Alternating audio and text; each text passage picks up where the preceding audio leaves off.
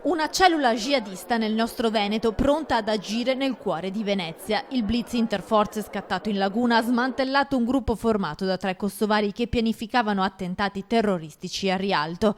Alla cellula gli investigatori sono arrivati grazie ad una capillare attività di controllo del territorio. Controlli che sono stati intensificati anche a Padova, città ricca di obiettivi sensibili, come la Basilica del Santo o Prato della Valle, dove spesso sono organizzate manifestazioni che attraggono migliaia di padovani e turisti da tutta Italia.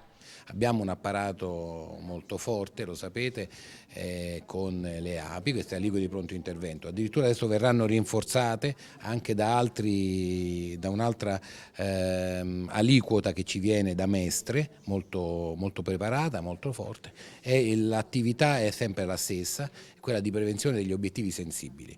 Ripeto, l'apparato di Padova e soprattutto della provincia, ho 50 caserme io insomma in tutta la provincia, è forte, sinergica con la questura, con la Guardia di Finanza, sotto il coordinamento del nostro prefetto. Dunque rinforzi presto disponibili nel territorio padovano che saranno destinati anche alla provincia. I fatti di Venezia dimostrano che non si deve mai abbassare la guardia.